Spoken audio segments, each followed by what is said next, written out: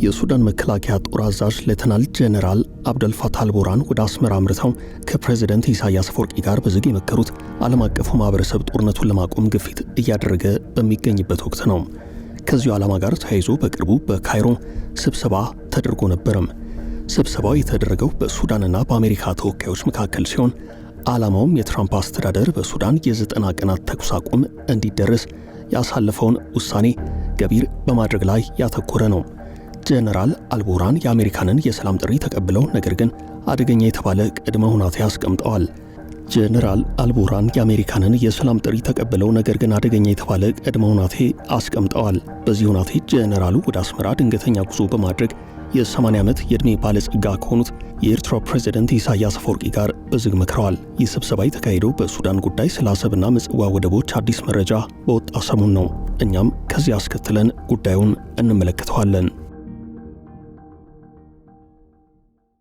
በመሃል ሲኤምሲ አፍሪካ ኮንቬንሽን ሴንተር ፊት ለፊት ዘመናዊ ኮምፓውንድ መኖሪያ መንደር ከድሪም ቢልደርስ ሪል ስቴት በ30 ወራት የሚረከቡት በ10% ቅድመ ክፍያ እስከ 50% የባንክ ብድር አመቻችተናል። ባለ 1 መኝታ በ73 ካሬ 720 ሺህ ብር ቅድመ ክፍያ፣ ባለ 2 መኝታ በ106 ካሬ 1 ሚሊዮን ብር ቅድመ ክፍያ፣ ባለ 3 መኝታ ከ136 ካሬ እስከ 192 ካሬ 1.3 ሚሊዮን ብር ቅድመ ክፍያ አዘጋጅተናል። በውስጡ ባለ 5 ኮከብ ሆቴል፣ መኪና ማቆሚያ፣ 4 ሊፍት፣ ስታንድ ባይ ጄኔሬተር፣ መዋኛ ገንዳ፣ የልጆች መጫወቻና 4000 ካሬ የዌልነስ ሴንተር አለው። 100% ለሚከፍሉ 30% ቅናሽ አሁኑን ይደውሉ። ስልክ 0919134154 ድሪም ቢልደርስ ሪል ስቴት፣ ህልሞን እንገነባለን።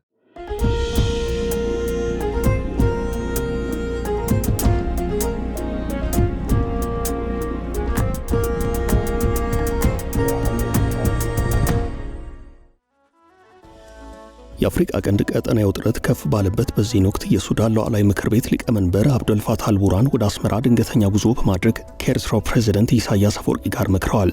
ኢሳያስ ወደ አስመራ ከተጓዘው የአልቡርሃን ልዑክ ጋር በሁለትዮሽ እንዲሁም የሱዳንና የቀጠናውን ጉዳዮች በተመለከቱት ሐሳቦች ላይ እንደተነጋገሩ የኤርትራ ምንጮች ገልጸዋል። ከ3 ዓመታት በላይ ከፈጥኖ ደራሽ ኃይል ታጣቂ ቡድን ውጊያ የገጠመውና የሱዳን ብሔራዊ ጦር የቅርብ ደጋፊ ናቸው። ጦርነቱ ከተቀሰቀሰ ወዲህ ሁለቱ መሪዎች በተደጋጋሚ እየተገናኙ ሲነጋገሩ ቆይተዋል። በወታደራዊ ድጋፍም ኢሳያስ ይታማሉ።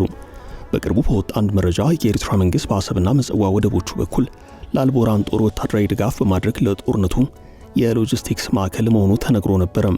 በሬድ ሲ ሞኒተር ባወጣው ዘገባ ኤርትራ በአሰብና ምጽዋ ወደቦች ለምስራቅ ሱዳን ማለትም ለአልቡርሃን ጦር ወሳኝ የሎጂስቲክስ ማዕከል መሆኗ በቀጠናው ያለውን ውጥረት የሚያባብስ ነው።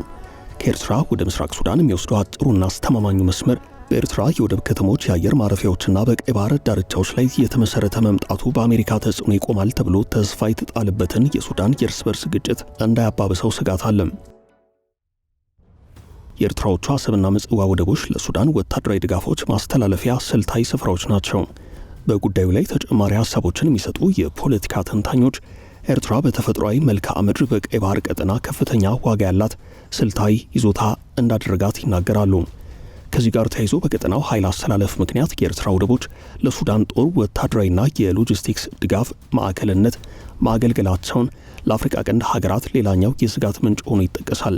ኤርትራ የአሰብና ምጽዋ ወደቦችን ለወታደራዊ ግልጋሎት የማዋሏን ጉዳይ በስጋትነት የሚመለከቱ አስተያየት ሰጪዎች በሱዳን አሁንም ተባብሶ የቀጠለውንና ወደ ኢትዮጵያ ድንበር እየሰፋ ያለውን የሱዳን የእርስ በርስ ጦርነት ሊያባብሰው ይችላል ይላሉ።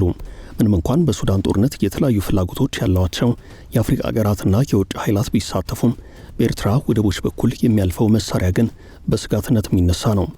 ጄኔራል አልቡርሃን በዋናው የሱዳን ግዛት ውስጥ ያጡትን ወታደራዊ ድል በኢትዮ ሱዳን ድንበር አቅራቢያ ማግኘታቸው ከዚህ ጋር ተያይዞ ሊቃኝ የሚችል ነው። ከኢትዮ ሱዳን ድንበር ውጥረት አኳያ ጽምዶ የተሰኘው አዲሱ ጥምረትም አብሮ የሚታይ ነው። ጽምዶ የሚለው ጥምረትና ከሰሞኑ የሱዳን ሉዓላዊ ምክር ቤት ሊቀመንበር ጄኔራል አብደል ፋታህ አልቡርሃን በአስመራ የነበራቸው ቆይታ በብዙ ትርጉም የሚሰጠው ሆኗል። ጄኔራሉ ወደ አስመራ ተጉዘው ከኢሳያስ ጋር የመከሩት የሱዳን ጦር ኃይላት በካርቱም ዓለም አቀፍ አውሮፕላን ማረፊያ ላይ የሰነዘሩትን የድሮን ጥቃት መነሻቸው ከኢትዮጵያ ነው በሚል የኢትዮጵያ መንግስት እየወቀሰ ባለበት ሁናቴ ነው። ጄኔራሉና ኢሳያስ ከኢትዮጵያ መንግስት ጋር በየፊናቸው ተፋጠዋል። የአልቡርሃንና የኢሳያስ አስተዳደር ከመቀለ ህዋትን ጨምሮ ካይሮን ጌታ አድርጎ በኢትዮጵያ ላይ አደጋ እያመጣ መሆኑ የሚነገር ነው።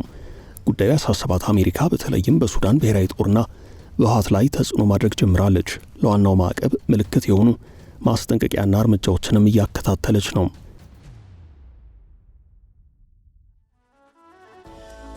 የአስመራው ስብሰባና የአሜሪካ ጫናም። አሜሪካ የአፍሪካ ቀንድ ሰላምን ለማምጣት እየጣረች ነው። ለቀጠናው ሰላም ሲባል የሱዳን ጦርነትን ለማስቆም ተጨባጭ ጥረቶችን በማካሄድ ላይ ትገኛለች።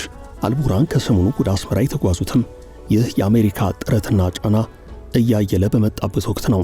አሜሪካንን ጨምሮ የቡድን 7 አባል ሀገራትና የአውሮፓ ህብረት የሱዳን ብሔራዊ ጦር ፈጥኖ ደራሽ ኃይልና አጋር ታጣቂ ቡድኖች በአፋጣኝ ግጭት አቁመው ወደ ንግግር እንዲመጡ ጥሪ አቅርበዋል።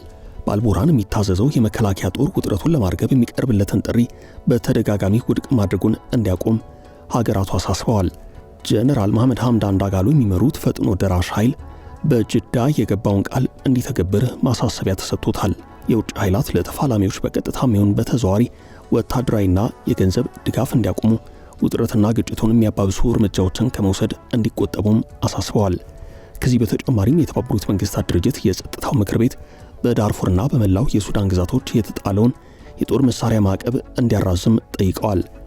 ከሱዳን ጦር ጋር ውጊያ የገጠመው ፈጥኖ ደራሽ ኃይል ትይዩ መንግስት ቢመሰርትም እስካሁን ዓለም አቀፍ ተቀባይነት አላገኘም። ታጣቂ ቡድኑን የሚዘውሩት መሐመድ ሐምዳን ዳጋሎ የሚመሩት ትይዩ መንግስት ከቀጠናው ሀገራትና ከዓለም አቀፍ ማህበረሰብ ጠንከር ያለ ውግዘት እየገጠመው ነው።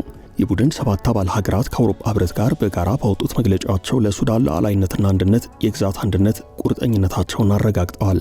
ሱዳን እንድትከፈል የሚያደርጉ ማናቸውንም የአንድ ወገን ተነሳሽነት እንቃወማለን ብለዋል።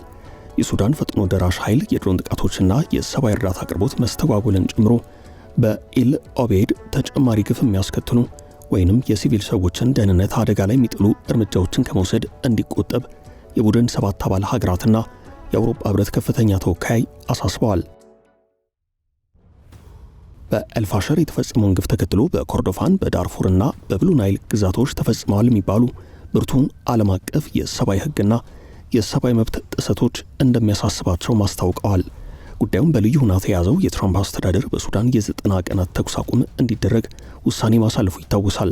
አብዱልፋታህ አልቡርሃን የአሜሪካንን የተኩስ አቁም እቅድ መቀበላቸውን ገልጸው ነገር ግን ቅድመ ሁኔታ ያስቀምጠዋል። ማንኛውም ተኩስ አቁም ስምምነት ከመፈረሙ በፊት ተፋላሚያቸው የሱዳን ፈጥኖ ደራሽ ኃይል በቁጥጥራቸው ስር ያደረጋቸውን የሱዳን ከተሞች እንዲለቅ ቅድመ ሁኔታ አስቀምጠዋል። የትራምፕ አስተዳደር እቅድ ሁለቱ የሱዳን ተፋላሚዎች ለአስቸኳይ የ90 ቀናት ሰብአዊ ተኩስ አቁም እንዲስማሙ በማድረግ ዘላቂ ሰላምና በሲቪል የሚመራ የሽግግር መንግስት ለመመስረት የሚያስችል ድርድር ለመጀመር በር የሚከፍት ሲሆን ይህ እቅድ የተወሰኑ ከተሞችን ቅድሚያ በመስጠት የተወሰኑ የታጣቂዎችን መውጣት በተመድ በኩል ለመደገፍ ውጥን ቢይዝም የሱዳን ወታደራዊ መንግስት ታጣቂ ኃይሉ ከተቆጣጠራቸው ከተሞች መውጣት አለበት ብሏል። በዚህ መሃል አልቡርሃን ወደ አስመራ ተጉዘዋል። ከወትሮ የተለየ ፖለቲካዊ ትርጉም የያዘው በአንድ በኩል በኢትዮ ሱዳን ድንበር አቅራቢያ የሚካሄደው ውጊያ ለኢትዮጵያ ስጋት ከመሆኑም ባለፈ ከኢትዮጵያ መንግስት ጋር ወቀሳው መበርከቱ ነው።